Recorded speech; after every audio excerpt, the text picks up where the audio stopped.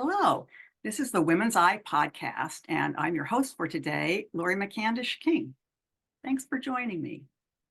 Our episode is brought to you today by Casco Financial Group in Phoenix, Arizona. Casco's president, Catherine Scribano, started her business to help people like you create financial strength to achieve their dreams. And here at the Women's Eye, we celebrate women who are achieving their dreams. That's one of the reasons I'm so excited to have our guest, Allison Pataki, with us today. She's a New York Times bestselling author several times over, who writes about women who have been at the forefront of historic events, maybe even changed the course of history. But they've been so relegated to the shadows that these days we know them mostly because of their male counterparts. So, for example, Allison has written about Benedict Arnold's wife. That one is now on my list. I can't wait to read that. It just sounds fascinating. Napoleon's fiance before Josephine, and the wife of Austro-Hungarian Emperor Franz Joseph. Allison she somehow unearths these lost heroines and creates wonderful historical fiction around them. Today, we get to talk to Allison about her latest book, which is Finding Margaret Fuller. Now, I had remembered Margaret Fuller as having something to do with the women's movement in 19th century America. That's really all I had, when I studied, that's really all I knew about her. Turns out she was also an important part of the American Transcendentalist movement. And that's one of the things that makes, especially for writers, makes this book so fun, because we get to meet other characters like Ralph Waldo Emerson, Thoreau, Louisa May Alcott, Nathaniel Hawthorne, George Sand. Oh my gosh, so fun to read. I loved it. Welcome, Allison.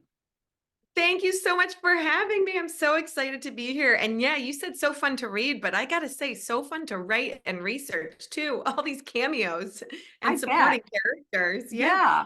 The type of thing where you couldn't make it up for fiction because it would be so ridiculous and unbelievable, but it's true. So we get to use the best raw material.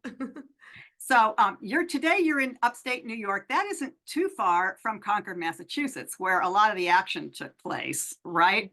It's not far. It's a few hours from Concord, and it's only a few miles from where Margaret Fuller was living on the Hudson River when she wrote Woman in the 19th Century, which you referenced being aware of her name in the women's movement. That was her most famous work in her lifetime, when she said, let them be sea captains. And she spoke, for the first time about women's rights. So yeah, Hudson Valley, lots of history here as well.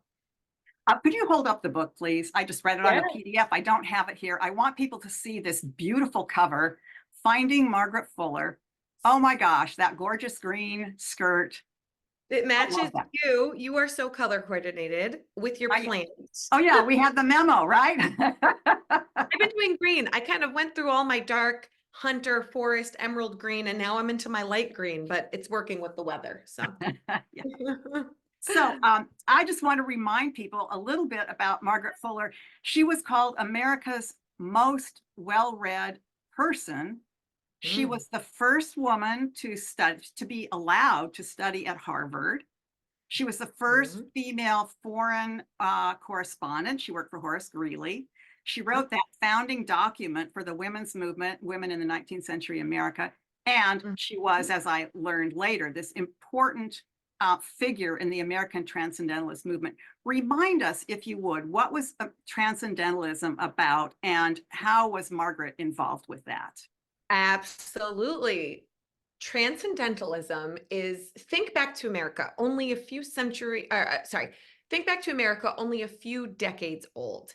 Yeah. America is coming into its own as this new republic with these ideas like individualism and democracy and liberty and the rights of the individual, and sort of rugged individualism, separate and distinct from Europe.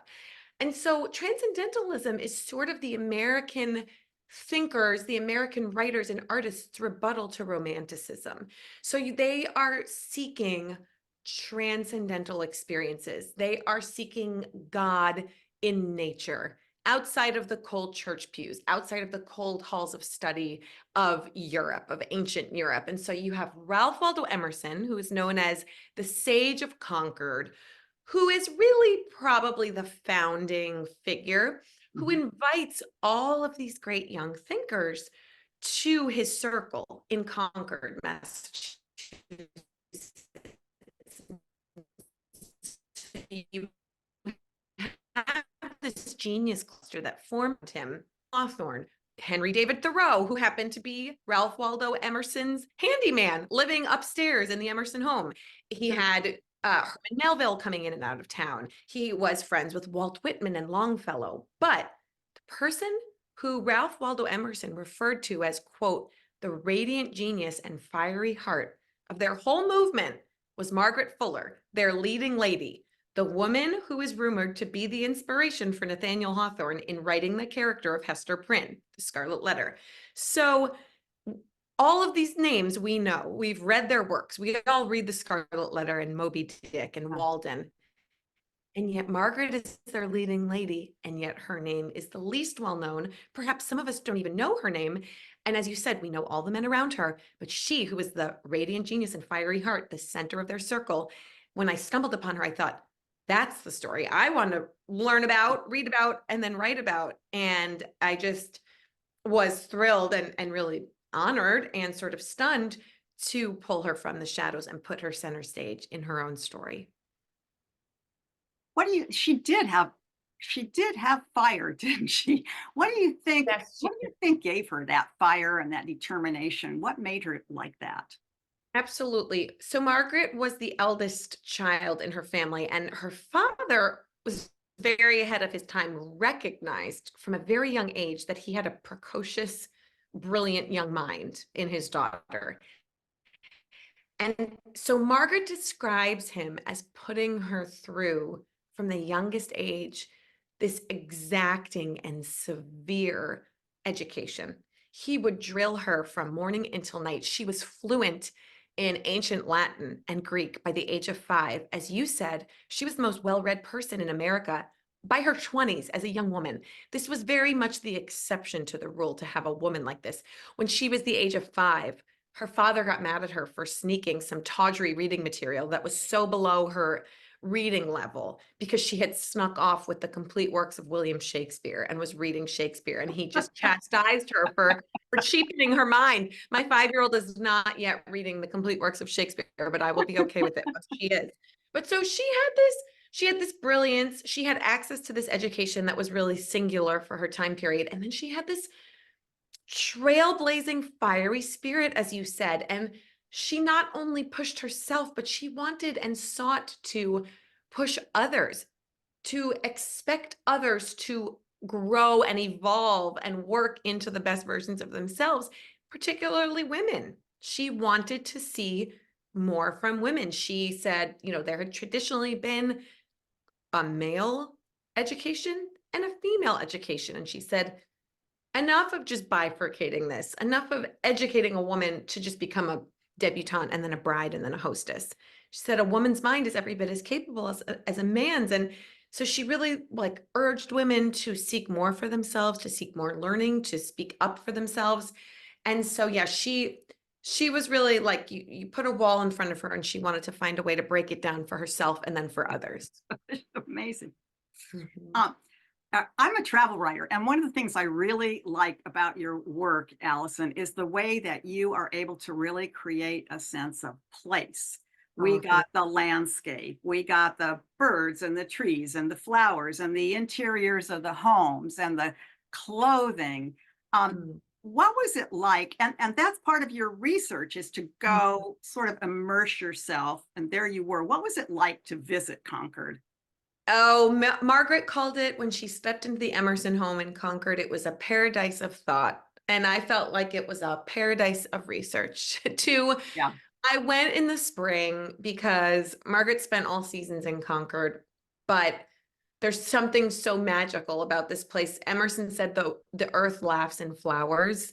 And so to go to Concord in the spring after a long Massachusetts winter when the earth is waking up and the earth is laughing in flowers, and to see Walden Pond and walk the trails along the river that Margaret walked with Thoreau, or sit beside the river where Margaret sat with Hawthorne as she was taunting him and teasing him, and he was hatching this idea of this beautiful brazen brunette who lets her hair down in the forest, like the beautiful brazen brunette who was letting her hair down in the forest with him, Margaret Fuller. I wanted to soak up as much of the richness and the context and the atmospherics of their world, that it's a very deeply textured world. And, they were transcendentalists. They were looking for rapturous experiences. They wanted to be wowed and stirred by the natural world. So that was a really important piece of it. And then, Margaret spoke and wrote in such detail about sitting in her favorite armchair in the Emerson home, looking out the window at the trees and writing. And so I really love kind of not only trying to get into the mind of the woman, but get into the world and the place, and to imagine what she would have seen, what she would have felt, what she would have eaten, what she would have worn. For me, that's a huge part of doing. And so I definitely front load the research so that I can soak up as many of. And you're known for your meticulous research.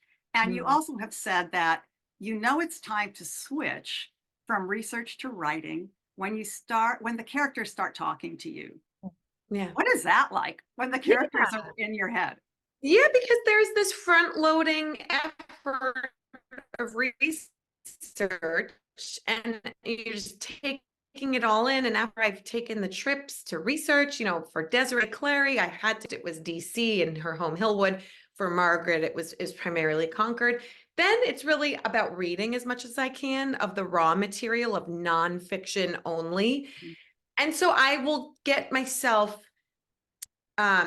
reading, and then I'll put out this really extensive, meaty outline, so that I'm sort of trying to wrestle with the facts and the timeline and the dates and the characters as I'm laying down the tracks. And I'll have like 100-page long outline of just throwing everything down. And then really at a certain point, this woman that I'm reading about and thinking about and studying really begins to sort of come to life for me. And I sort of switch from reading about scenes in her life to imagining scenes of her life, and imagining, pieces of dialogue and feelings and interactions with the characters. So then I really know, okay, there's enough in there. It's time to begin writing. And then obviously the research continues as I go on the spot as things arise. But really at that point, it's about telling myself the story for that first draft, and then going back and honing and figuring out as I fine tune how to tell the story for the reader once the story is clear in my own mind. Well, here's a question I have about the way you manage historical fiction. You do a really beautiful job with dialogue. Thank you. And I imagine there must be some sort of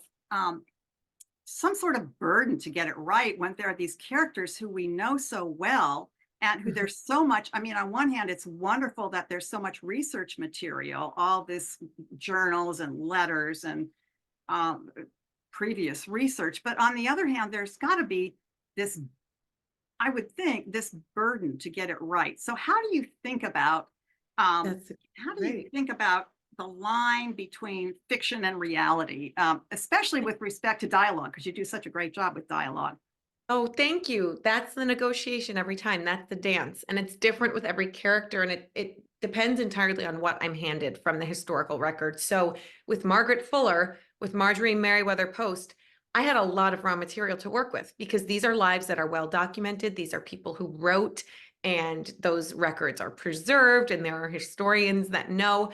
And you're right. I love the women I pick. I admire them. I am fascinated by them. I am obsessed with them. I have the chills right now just thinking about that sort of connection and awe I feel for them. So I want to get it right. As you said, it's a burden. I feel this level of striving to meet credibility. I'm not writing as the docent of her home. I'm not writing a straight biography, Yeah. but I want the docent in the home to be able to read my book and say, this passes muster. This is fine. We'll sell it in the gift shop. That's the litmus test.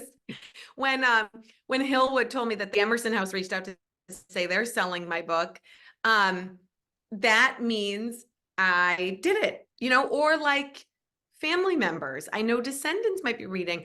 I'm not writing the official family sanctioned biography, but I want the family members to read it and say, this is a work of fiction, but it passes muster. And so there's this great quote where I'm paraphrasing, the biographer will tell you what happened. The novelist will tell you how it felt. And that's E.L. Doctorow. And that's what I'm striving for with historical fiction.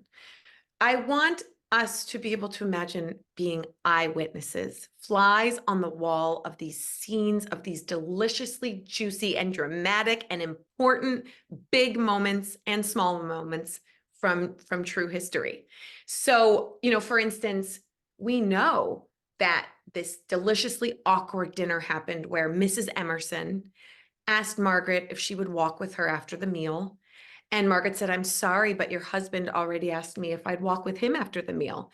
And Mrs. Emerson bursts into tears. She gets up from the table. Thoreau follows her out of the room. Margaret gets mad at Waldo Emerson for not following his wife. We know that happened from the historical record. We read their thoughts on the fact that it happened, but we as readers of historical fiction get to enter into that moment. And so that's what I'm going for with historical fiction.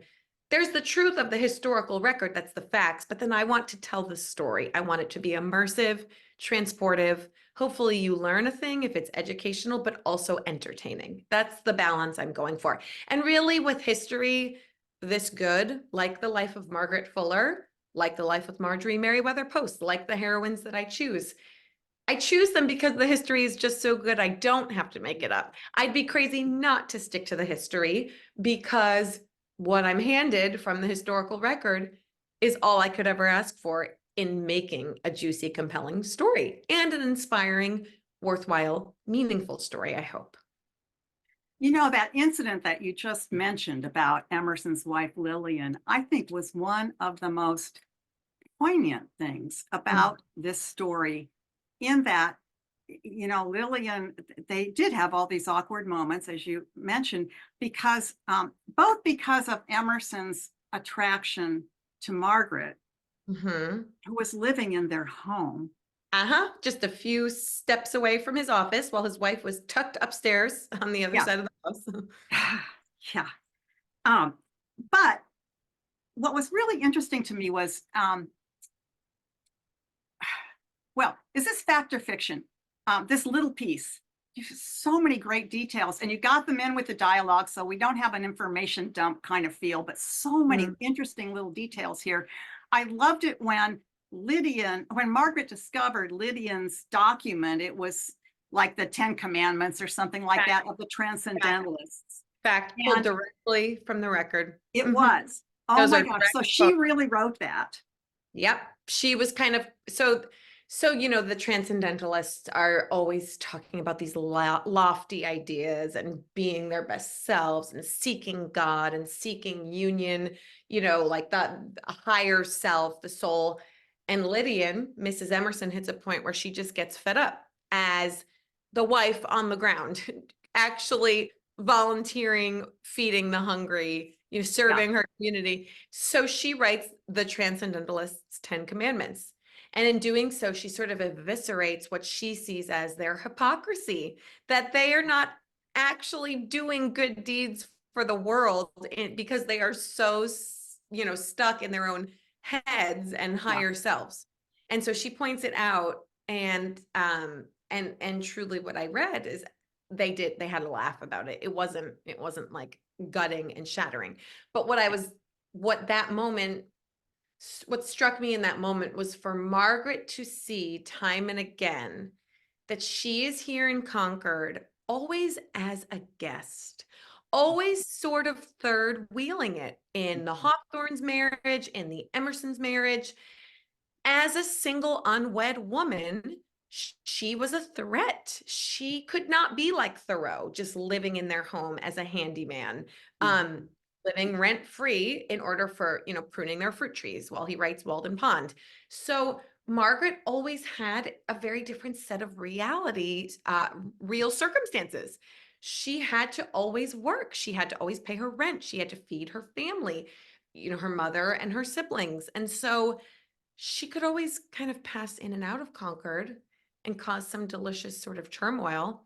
But eventually she said the problem with Concord is it lacks in discord. And she wanted more than to just be there as a guest in these marital dynamics. And she sought a bigger canvas. And that was why she ultimately left and went to New York, accepted the invitation of Horace Greeley to become a newspaper woman and to live a much more independent, sort of intrepid life, and to get her hands dirty in the gritty work of like covering humanity and meeting, visiting prisons, visiting orphanages, speaking with female prostitutes to interview them about their life stories. She was really wanted to engage, I think, in a deeper, grittier way. And that led her on from Concord. Well, and then going on to Europe, being in Italy during the Revolution. I mean, the irony sort of is that she and Lydian were both people of action, Yes. and yet they couldn't really come together around Mhm. that. It sounds like because of the other being sort of in the way, and it may be also that Margaret kind of grew into that action. Yeah. The transcendentalism was in the early part of her career. Yeah. So who knows? Maybe Lydian influenced her. Exactly. Yeah. I think the transcendentalism period for her was hugely important because it was the first time she plugged in with intellectual equals. And it was the first time she plugged into a group of friends in this genius cluster and peers and colleagues where her brilliant mind was not a threat or, rendered her unsavory or dangerous, Yeah. but rather they admired her for it. And so I think that was hugely important for her in terms of gaining in confidence, making contacts, and coming into her own. But her story, as you'll see, and we haven't even, covered the Count, the love affair, the international Yeah. scandal that sparks Hester Prynne. Her story is one of constant evolution and growth and change. And it's this forward propulsive trajectory of just never staying still, always seeking the next challenge, the next barrier, and just kind of flying. And that was why she often compared herself to a butterfly. She was just always on the go. Did I'm going to ask you some. Let's do a quick fact or fiction. Did Emerson really give her butterfly hairpins? He did not, but he gave her gifts over the years Yeah. that, and they referred to each other in that way where she said that, he was the moonbeam that was steady and she was the stream that was constantly running on. They used that imagery when they referred to their friendship of him sort of being the fixed constant and her being kind of always on the go, like running away from him. Okay. Did Ralph Waldo Emerson actually ask her to call me Waldo? Oh yes. Oh yes. All his best friends called him Waldo. They And he call him did ask Waldo. her, he did ask her many times to come live with him, including at the very end of her life when she was living in Italy and married with a child. He kept inviting her back. Well, in one scene, several, but in one particular scene, they flirt very publicly. Did that really happen? Oh yeah. Oh yeah. He really did, as Hawthorne said, Waldo Emerson apotheosized her, which made her into his goddess. And he told Hawthorne that Margaret was the one woman in the world worth considering from past or present times. Forget Helen of Troy. Margaret was the one woman that Waldo could see. It was intense. It was a meeting of the souls. Okay, I have a few more. The Alcotts lived right up the road. Did Louisa May Alcott, I love that she was in this, did she really talk to her flowers? Oh, so that was all sort of pulled from the folklore. So it's true that Louisa was right next door, that Margaret was a mentor or like a role model for her growing up, that Margaret worked for Bronson. And so she was with the Alcotts in Boston in that horribly ill-fated season of life at the Temple School. And that Margaret's tutor was Thoreau. And so Thoreau and that Louisa May rather, that Louisa May Alcott's tutor was Henry David Thoreau. She had a mad crush on her tutor, Thoreau, and Margaret and Thoreau and Louisa would go through the woods and pick flowers and look for fox kits and sail up the river on Thoreau's boat. So those were all sort of pulled from the true history. Okay, did Thoreau really eat fish stew with his fingers? Oh yeah, yes. And interesting about Thoreau, because he lived with the Emersons as their handyman. He took care of their garden. He put in the Hawthorne's garden as a wedding gift from Emerson. Emerson had Thoreau plant the Hawthorne's garden, which I just thought was hilarious. This is like Friends, the first season, Americana style. They're all like hanging out. He really did make leather shoes for Lydia and Emerson's That's my next question. when they were tearing up the garden. And he really, when he moved out to Wait, I talked over you. I talked over you. Say it again. He made those he really did make leather shoes for Lydia and Miss Emerson's chickens because they were tearing up the garden. I love that. He was very solicitous of Mrs. Emerson.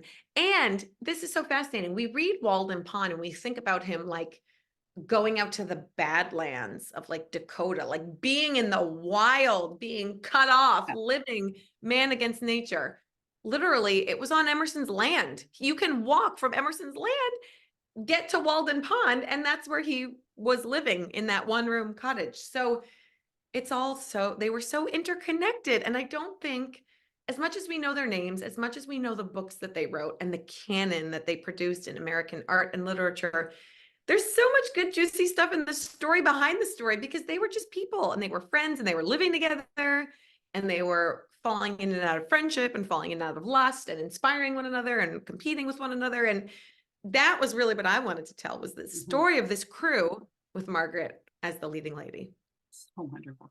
How has not only this book, but how has research and writing about these remarkable women, remarkable people, but your focus on the remarkable women who are the heroines of your books, how has that affected you, or has it changed you? Or yeah, absolutely. I think of them.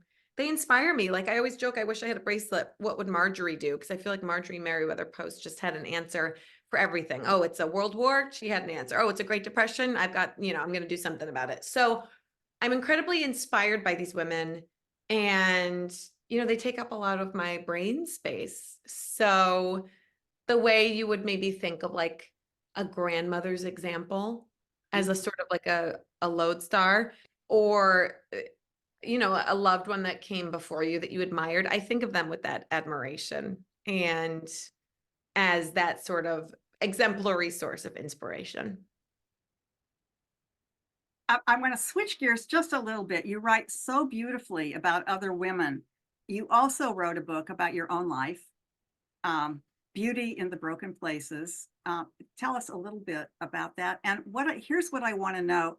What are the similarities and differences between writing about other people and writing this, what was must have been a deeply personal memoir about when your husband had a stroke and how that affected your family? Yeah,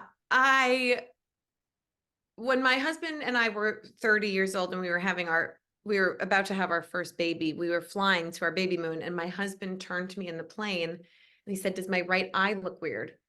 Now, my husband is a doctor. He is like the healthiest eater, not drinker, never smoked a cigarette in his life, very, very healthy. And he turns to me and I just look in his eye, and it was just the one pupil was just asymmetrically dilated, like black had overtaken the entire eye. And it was the asymmetry of it that really rattled me. And I said, "Dave, are you having a stroke?" And he said, "I think I might be." And he closed his eyes a few minutes later and he slipped away. And he had a massive stroke that nobody knew if he was going to wake up. Nobody knew if he was going to survive. Nobody knew if he did wake up, what we would find, who he'd be.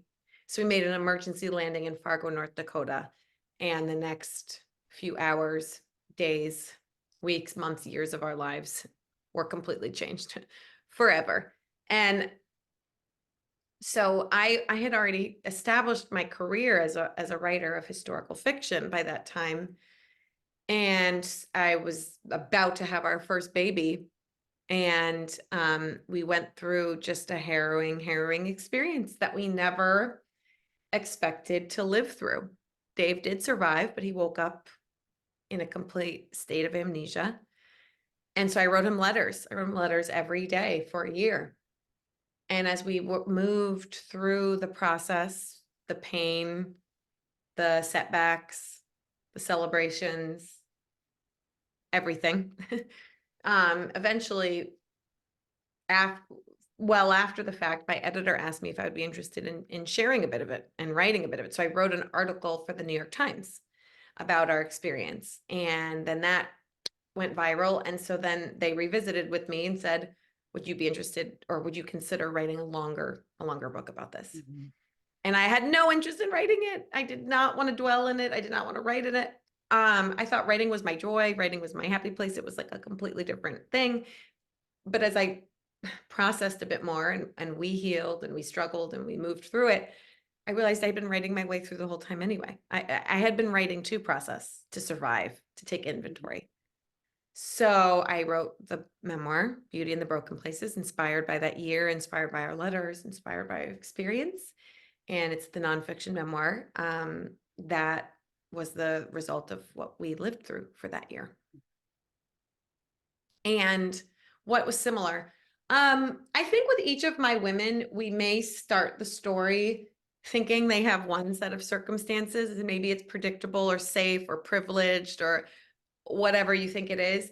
And then life and history and the larger world and the circumstances around them soon deliver them a totally different set of circumstances. Mm-hmm. And so then it's the story of growth. It's the story of evolution. It's the story of strength. It's a story of overcoming.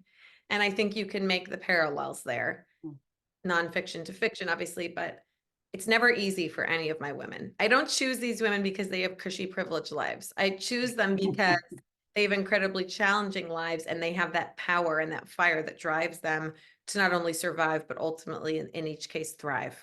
And it's that arc. It's that fight. It's the struggle and the growth. And the inspiration. Yeah. Mm-hmm. Yeah, hopefully. So what's next? I know you're working on another book. I don't know whether, have you announced the I subject? have. My next tell us. woman is Evelyn Nesbit, The Crime of the Century. So we're in 20th century New York. Evelyn Nesbit was the woman who made the Gibson Girl a household name, that profile we know of, like the beautiful hairstyle, Yeah. kind of like a question mark. She was referred to as Woman the Eternal Question because Charles Gibson drew her huge bouffant as a question mark because everyone just loved her. She was this source of intrigue. She was like the Marilyn Monroe before Marilyn Monroe, the Kim Kardashian, but I won't say Kim Kardashian, but like a Princess Diana. Just women loved her, men loved her, this obsession. And her husband killed her lover in this very public scene on the rooftop garden of Madison Square Garden because she was a performer. She was a Broadway star. She was an artist's muse. And so I'm telling all of the accounts of like, she was the cause of it all. The papers called her the cause of it all. These men just loved her so much they couldn't help themselves. They had to kill each other over her. Like, Helen of Troy, these men had to start this war because they were just driven so mad by love for her. Cleopatra, these men just started this war because they were so incensed by her like exotic allure and beauty. Eve, Adam couldn't help himself. He was just so seduced by Eve. I just found all of these accounts like so dissatisfying. Like I was like, but I want to hear her voice in this. Yeah. And it was such a sensation when her husband shot and killed her lover in New York that Teddy Roosevelt, president at the time, had to ask the papers to stop printing about it because people just wanted to devour her. And it was so sensational. So I'm writing her story. And it's, wow. Well, I can't wait for that one. It'll be fun. I'll watch for it. It's darker. It's darker. It's more scandalous. It's not the transcendentalists walking the woods of Concord. Yeah. Although Margaret's story is sexy.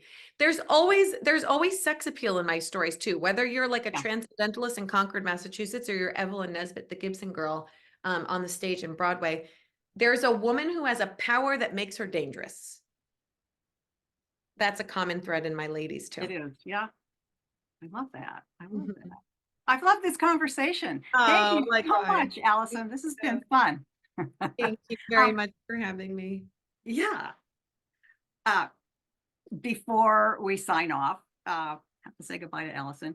I just want to remind readers, you can get Finding Margaret Fuller at bookstores and online, and you can connect with Allison on her website. It's your name, Allison with 2 L's, ALLISON PATAKI.com, and also on Facebook and Instagram. And we have all those links on our website at thewomenseye.com. So you can, it's easy to link up there. You'll also find there our books about inspiring women. We have 20 women storytellers and 20 women change makers. And those are both on the site. They're super inspiring. I've read them both a couple of times, and always you can just dip in and read one little segment. Love those. Also, please remember to review and rate us on Apple Podcasts if you would be good enough to do that, and subscribe to our newsletter and YouTube channel.